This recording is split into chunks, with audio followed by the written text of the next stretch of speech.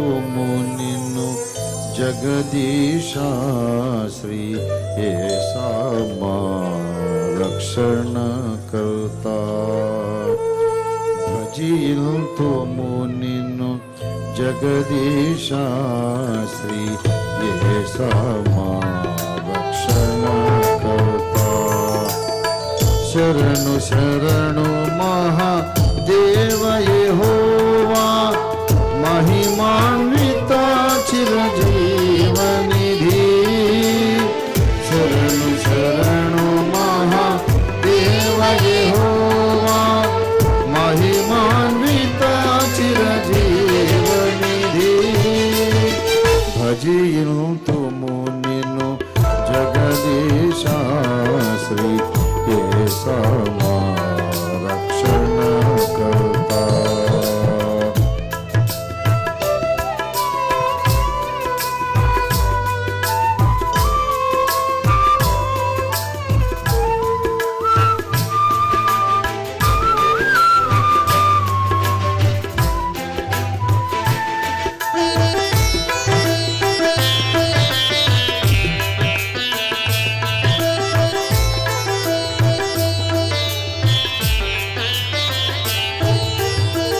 విమల సెరాఫుల్ దూతగణంబుల్ చూడగలేని తేజోనిధివే.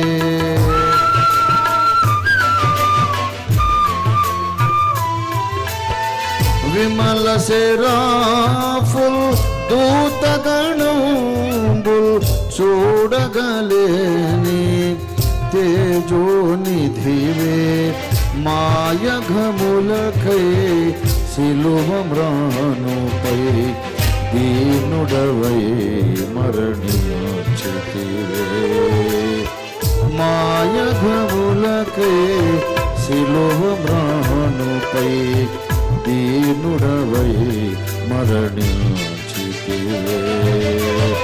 శరణు శరణు మహాదేవ యెహోవా, మహిమాన్విత చిరజీవనిధి.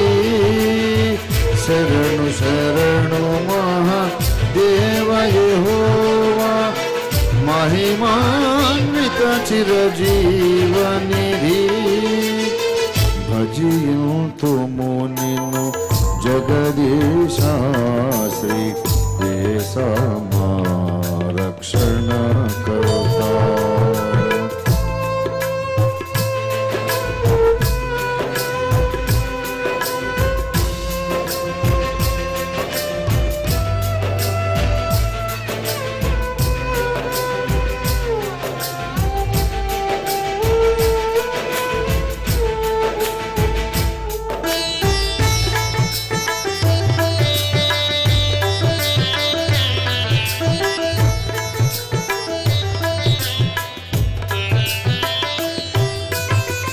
ప్రప్రథముడా మరి కడపటివాడా, మృతుడై బ్రతికిన నిరత నివాసి.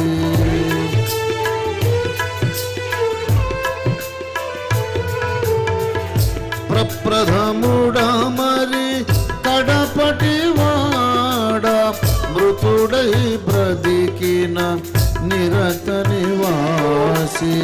నీ భజనమే మా జీవాధారం, చేకొనవే మా స్తుతి ధూపం.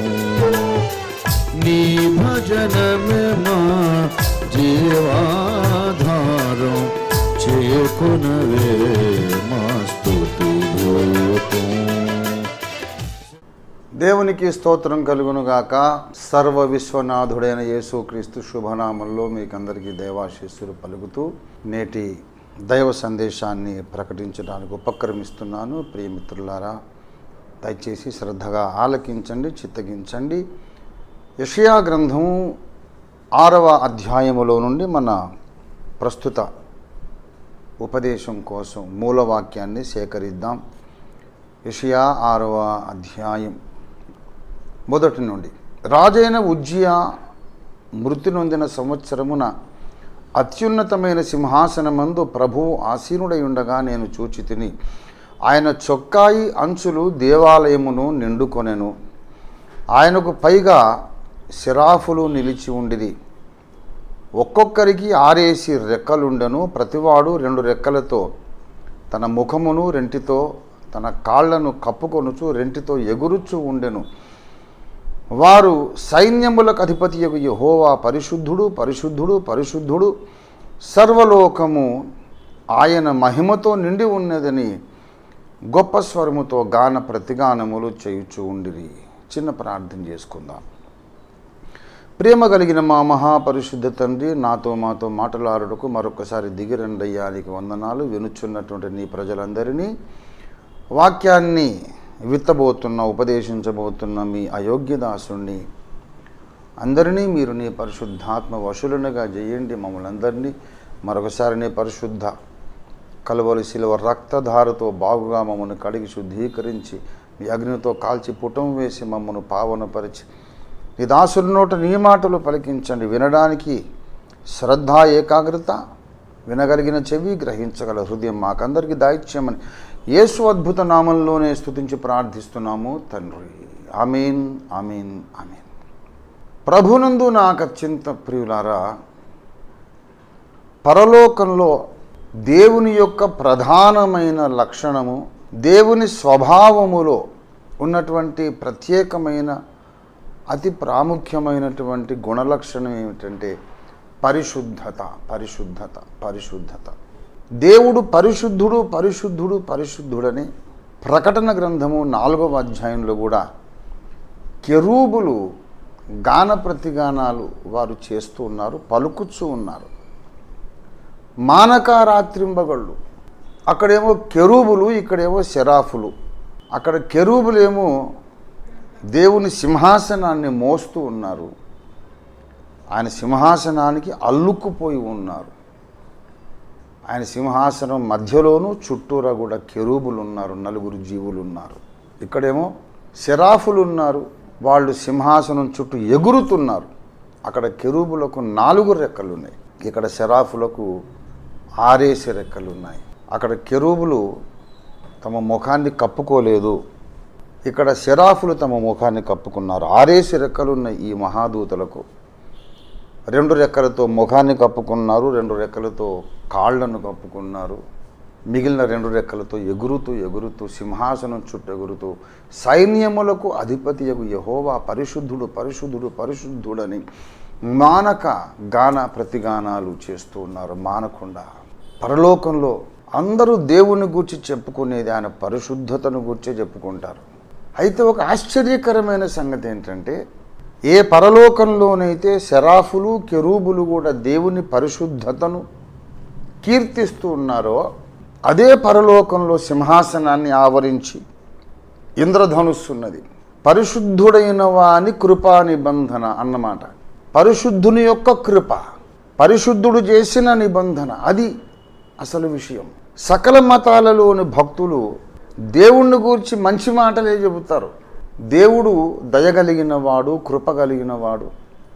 ఆయన మన పాపాలను క్షమిస్తాడు, మనం శ్రమలో ఉంటే, కష్టాల్లో ఉంటే సహాయం చేస్తాడు, మన మొరలు ఆలకిస్తాడు అని దేవుణ్ణి గూర్చి అన్ని మతాల ప్రజలు కూడా మంచి మాటలే చెబుతారు.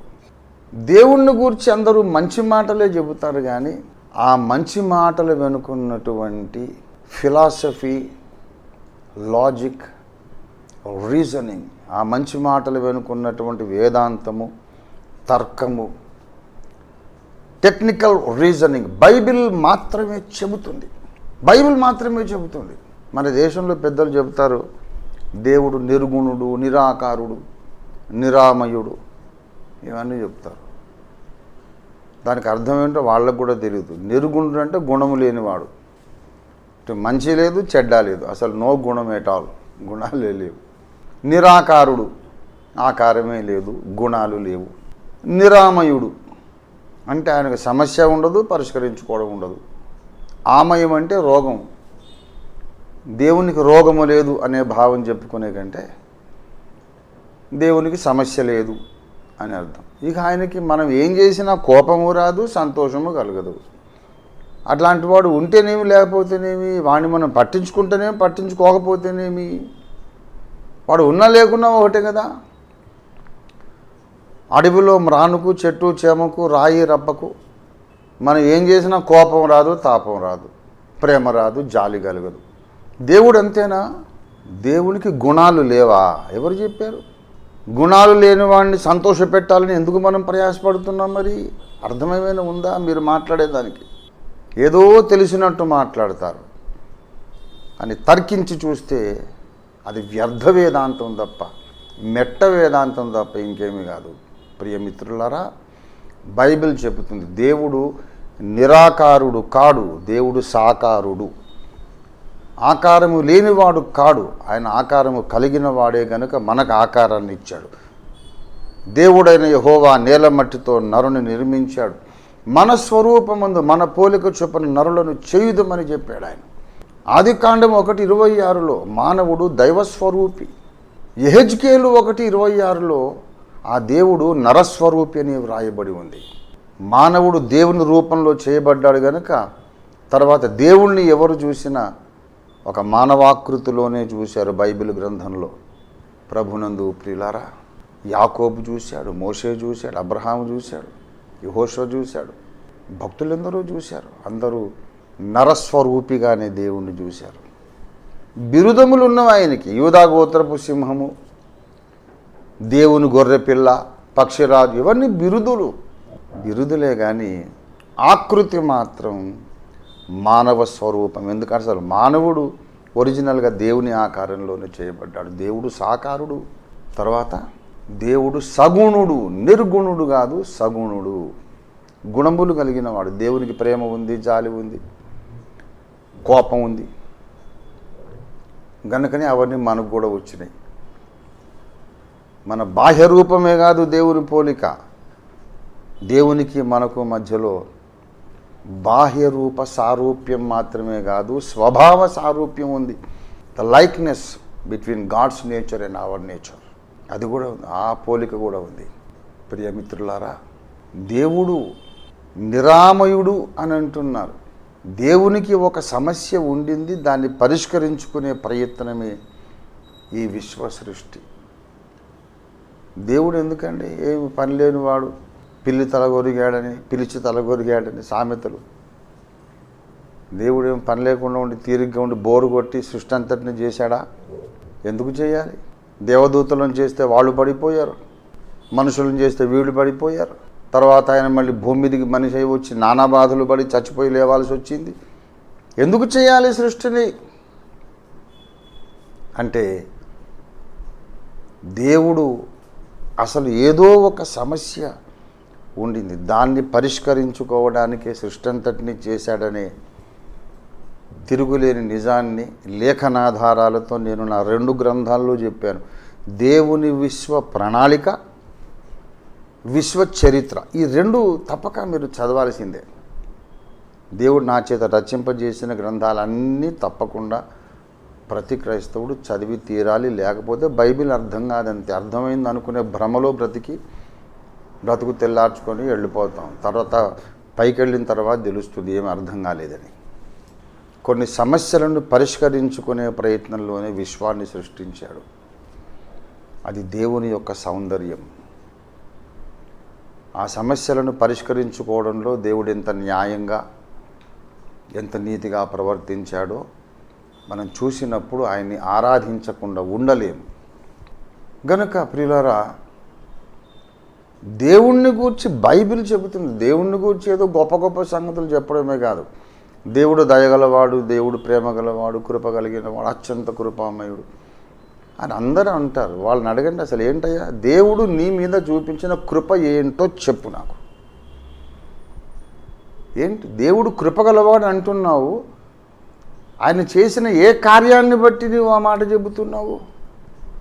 ఎలా గ్రహించవు ఆయన కృపగలవాడని? నీవు నమ్మిన దేవుడు నీ కోసం ఏం చేశాడు? ఎలాగ తన కృపను నీకు కనబరిచాడు? అంటే మేము కిరాణా కొట్టు పెట్టుకున్నాం, ఆ కొట్టు చాలా బాగా నడుస్తుంది, దేవుడు కృపగలవాడు. నాకు పెళ్ళైంది, పిల్లలు ఉన్నారు, మేము హ్యాపీగా బ్రతుకుతున్నాం, దేవుడు కృప గలవాడు. ఇదేనా దేవుని కృప? ఎంత అమాయకులండి. అసలు దేవుడే లేడు అన్న నాస్తికులు కూడా పిల్ల పాపలతో చక్కగా కాపరాలు చేసుకుంటూ ధనవంతులుగా సమృద్ధిగా బ్రతుకుతున్న నాస్తికులు లేరా? దేవుడు నీ పట్ల కృప చూపటం అంటే ఏమిటి? బైబిల్ మాత్రం చెబుతుంది దేవుడు మానవుల పట్ల చూపిన కృపాకార్యం ఏమిటో బైబిల్ చెబుతుంది. పరలోకంలో ఉన్న దేవుడు ప్రేమామయుడు, కృపామయుడు. కానీ ఆయన యొక్క కృపా, ప్రేమ, ఆయన కోపము, ఆయన జాలి అన్నీ కూడా పరిశుద్ధమైనవి. పరిశుద్ధుడు పరిశుద్ధుడు పరిశుద్ధుడని కీర్తించబడుచున్న దేవుడు ఇంద్రధనుస్సును ధరించి ఉన్నాడు. అంటే ఇంద్రధనుస్సు ఏమో కృపా నిబంధనకు సూచన. పరిశుద్ధుడైన వాడు కృప చూపుచున్నాడు. పరిశుద్ధుని కృప, పరిశుద్ధమైన కృప, నీతి కలిగిన కృప, మచ్చలేని కృప, వేలెత్తి చూపటానికి, దోషం మోపడానికి అవకాశము లేనంత పరిశుద్ధమైన కృప, కనికరములు ఆయనవి. కృప అందరూ చూపిస్తారు. చాలామంది మీద దయ చూపిస్తారు. ఒక పోలీస్ ఇన్స్పెక్టర్ ఉంటాడు, ఒక లా ఎన్ఫోర్సింగ్ అథారిటీ ఉంటాడు. వాళ్ళ బామర్దో, వాళ్ళ అల్లుడో ఎవరో ఒకరు చిన్న తప్పు చేసి, ఒక రాంగ్ డ్రైవింగ్ చేసి, చిన్న యాక్సిడెంట్ చేసుకుని దొరికిపోతారు. అప్పుడు ఆయన సరే పోరా, మా బామర్దివే కదా, మా అల్లుడివే కదా, ఏదో నేను కేసును హషప్ చేస్తానులేమని చెప్పి శిక్ష పడకుండా తప్పించేస్తాడు. అలా జరిగినప్పుడు మా మామయ్య గారు, మా బావగారు చాలా దయగలవాడని వాళ్ళు చెప్పుకుంటారు. కానీ అలా క్షమించటంలో నీతి లేదు, న్యాయము లేదు, చట్టబద్ధత లేదు. అది పక్షపాతం, ఆశ్రిత పక్షపాతం, బంధుప్రీతి. న్యాయాన్ని, చట్టాన్ని, ధర్మాన్ని తుంగలో దొక్కి ఎంతైనా మావాడు కదా పోనీలే అని అలసత్వం చూపించడం, అది పరిశుద్ధత కాదు, పనికిమాలిన గుణం. అది నీతిగల న్యాయాధిపతి.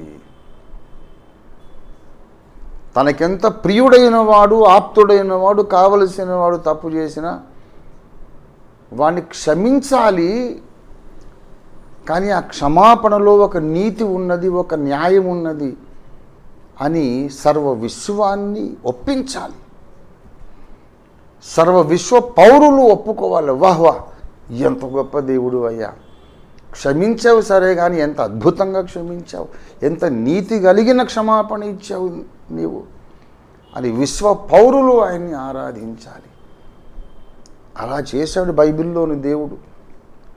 అందుకే ఇంద్రధనుస్సును తన చుట్టూ ఆవరింపజేసుకున్న దేవాది దేవుడు పరిశుద్ధుడు అని కీర్తించబడుచున్నాడు.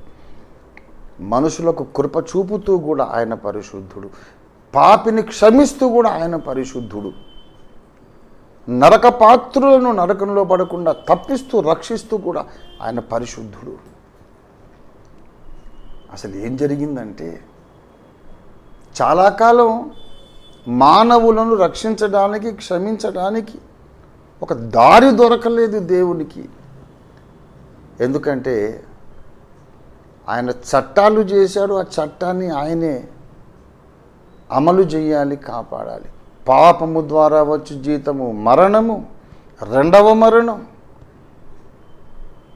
నీతిమంతుడు లేడు, ఏ ఒక్కడు లేడు, అందరూ పాపము చేశారు. కనుక చట్ట ప్రకారం వాడు శారీరకంగా మరణించాలి, తరువాత రెండవ మరణం కూడా పొందాలి, తప్పదు, అది చట్టం. సరే శాసనం ఏదో చేశాను కానీ పోనీలేరా క్షమిస్తున్నాను అంటే, ఇక చట్టం ఎందుకు చేశావు, నువ్వేం రాజువు? అది దయ కాదు, అది బంధుప్రీతి, అది పక్షపాతం. ఇంకా చట్టాలు ఎందుకు తుంగలో తొక్కడానికి? ఎందుకు చేసావు చట్టాలు? ఆయన పరిశుద్ధుడని ఎవరు అనరప్పుడు. దయగలవాడు అంటారేమో కానీ పరిశుద్ధుడు అనరు. దయగల పరిశుద్ధుడు, కృప కలిగిన పరిశుద్ధుడు. చట్ట ప్రకారం విధించాల్సిన శిక్షను మానవులు పొందకుండా తప్పిస్తూనే చట్టమును నెరవేర్చిన పరిశుద్ధుడు. అంత టెక్నికల్ రీజనింగ్తో కృపను చూపుతున్నటువంటి దేవుడు బైబిల్ గ్రంథంలో మాత్రమే ఉన్నాడు, ఇంకెక్కడా లేడు. ఊరికైనా గాల్లో మాట్లాడేస్తారు దేవుడు దయగలవాడని. నీకేం తెలుసు దేవుడు దయగలవాడని? ఎప్పుడు చూసావు? ఎలా చూసావు? దయ చూపుతూనే తన పరిశుద్ధతను ఎలా కాపాడుకున్నాడు చెప్పగలవా? బైబిల్ చెప్తుంది.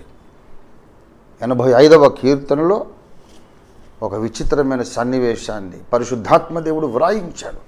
చెవులు ఉన్న వాళ్ళ కొరకు, సత్యం పట్ల ప్రేమ కలిగిన వాళ్ళ కొరకు, సత్యాన్ని వెదుకుతున్న వాళ్ళ కొరకు, యోగ్యుల కొరకు చెబుతున్నా నేను ఈ విషయం. చెవుల్లో దురద పుట్టి ఏంటో యేసుదేవుడిని గూర్చి బైబిల్ గూర్చి గొప్పగా చెబుతున్నాడు, మాకు ఇష్టం లేదు అనే దురద చెవులు ఉన్న వాళ్ళ కోసం కాదు నేను చెప్పేది. If you are a truth seeker, I'm speaking to your heart directly right now. సత్యాన్వేషకులారా మీతో మాట్లాడుతున్నాను. 85వ కీర్తనలో కొరహు కుమారులు పరిశుద్ధాత్మ ద్వారా చెబుతున్నారు. 10వ వచనం, కృపా సత్యములు కలిసి కొనినవి, నీతి సమాధానములు ఒకదానిని ఒకటి ముద్దు పెట్టుకొనినవి. కృపయు సత్యమును కలుసుకున్నాయట. ఎప్పుడు కలుసుకున్నాయంటే 2వ వచనములో, నీ ప్రజల దోషమును నీవు పరిహరించి ఉన్నావు. ఎప్పుడైతే దేవునిలో ఉన్న కృప, దేవునిలో ఉన్నటువంటి సత్యం ఒకదాన్ని ఒకటి కలుసుకొని ముద్దు పెట్టుకున్నాయో అప్పుడు మానవ జాతి యొక్క దోషము పరిహారం అయిపోయింది, పరిహరించబడిందిట. కృపాసత్యములు కలుసుకున్నాయి అంటే చాలా కాలం అవి ఎడముఖం పెడముఖంగా ఉన్నాయి, కలుసుకోలేకుండా, ఆ రెంటికి సమాధానం లేకుండా ఉన్నాయి. దేవునిలోనే ఒక ఘర్షణ.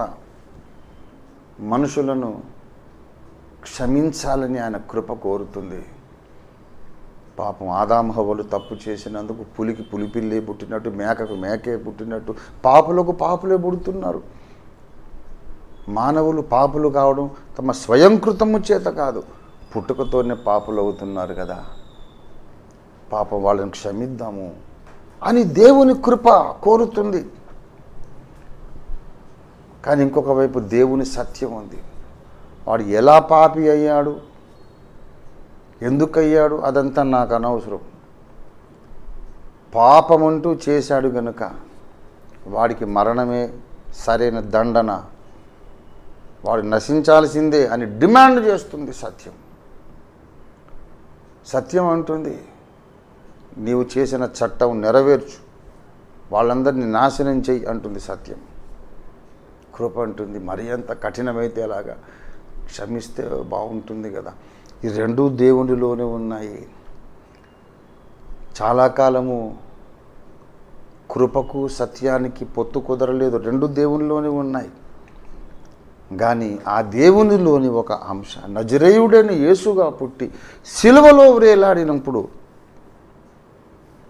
కృపయు సత్యము ఎడముఖం పెడముఖంగా ఉండటం మానేసి ఎదురెదురుగా వచ్చి ఒకదాన్ని ఒకటి కౌగలించుకొని ముద్దు పెట్టుకున్నాయట. కృప సంతృప్తి పడింది, సత్యము కూడా సంతృప్తి పడింది. ఎలాగంటే చెబుతున్నాడు, దయచేసి గమనించాలి. ఇదే కీర్తనల గ్రంథం 99వ కీర్తనలో 8వ వచనం, యెహోవా మా దేవా, నీవు వారికి ఉత్తరం ఇచ్చితివి, వారి క్రియలను బట్టి ప్రతీకారము చేయుచునే వారి విషయంలో నీవు పాపము పరిహరించు దేవుడవైతివి. వారి క్రియలకు దండన విధించావు, వారి పాపాలను పరిహరించావు. రెండు చేశావు. ఎక్కడ చేశాడు? సిలువలో చేశాడు. సిలువలో వేలాడడానికి యేసు వెళుతుంటే బాప్తిస్మం ఇచ్చి యోహాను ప్రకటించాడు, ఇదిగో లోక పాపాలు మోసుకొని పోయి సిలువ మీదికి వెళుతున్న దేవుని గొర్రె పిల్ల.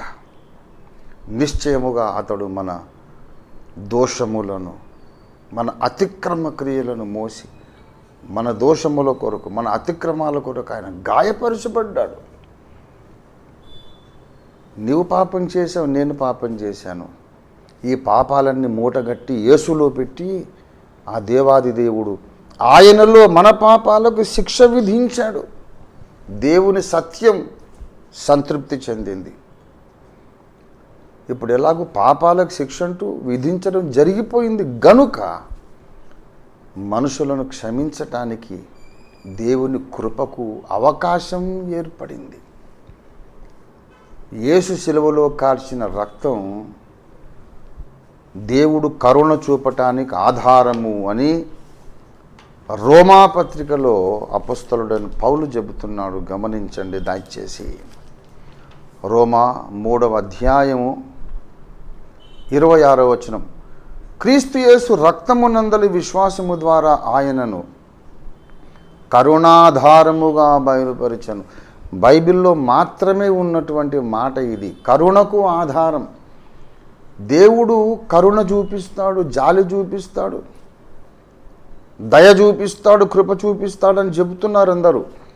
దానికి ఆధారం ఏమిటి? పాపిని ఊరికనే క్షమించేస్తాడా? ఆ పోలీస్ ఆఫీసర్ గారు సొంత బామర్ది కనుక కేసు కొట్టేసినట్టు చేస్తాడా? వాడిని అవినీతిపరుడు అంటారు కానీ మంచి ఉద్యోగి అనరు కదా. దేవుడు ఊరికేనే క్షమిస్తే ఆయన కూడా తాను చేసిన చట్టాలను తానే ఉల్లంఘించినట్టు అవుతుంది. కానీ కరుణ చూపడానికి ఆధారము కల్పించుకున్నాడు. మీకు బదులుగా ఒక వ్యక్తి దండన పొందాడు గనుక, నేనే శిక్షను అనుభవించాను గనుక ఇప్పుడు నేను మిమ్మల్ని క్షమించినా కూడా అది న్యాయం అవుతుంది. ఈ పోలీస్ ఆఫీసర్ సంగతి చెప్తాను. వీడు రాంగ్ డ్రైవింగ్ చేశాడు బావమర్ది. సరే పోనీలేరా నిన్ను క్షమించేస్తాను అనకుండా, అరే దీనికి 5,000 రూపాయలు జరిమానా నువ్వు కట్టలేవు కాబట్టి నా జేబులోంచి నేను కడతాను అని 5,000 చెల్లించి రిసీట్ రాసి సంతకం తీసుకొని నేరము జరిగింది, జరిమానా విధించబడింది, జరిమానా చెల్లించబడింది. కానీ బామర్ది మాత్రం క్షేమంగా ఉన్నాడు. అది నీతి కలిగిన అధికారి చేయాల్సిన పని. అదే దేవుడు చేసిన పని. మన పాపాలకు మనము కట్టవలసిన జరిమానా దేవుడే స్వయానా కట్టి మనల్ని క్షమిస్తూ కూడా నీతిమంతుడిగా మిగిలాడు ఆయన. ఆయన నీతి కలిగిన పరిశుద్ధుడు, పరిశుద్ధత కలిగిన నీతిమంతుడు. కృప చూపుట యందు కూడా ఆయన నీతిమంతుడు. ఇంత technical arrangement of showing grace on unworthy mankind ఏ గ్రంథంలో ఉన్నదో చెప్పండి. అన్ని మెట్ట వేదాంతాలు చెప్తారు. దేవుడు దయగలవాడు, క్షమిస్తాడు అంటే క్షమించడానికి ఆ పోలీస్ ఆఫీసర్ బామర్దిని ఊరికే క్షమించడం ఎలాగుంది, ఆ జరిమానా ఆయన కట్టి క్షమించడం ఎలాగుంది. నా దేవుడు నీతి కలిగిన న్యాయాధిపతి.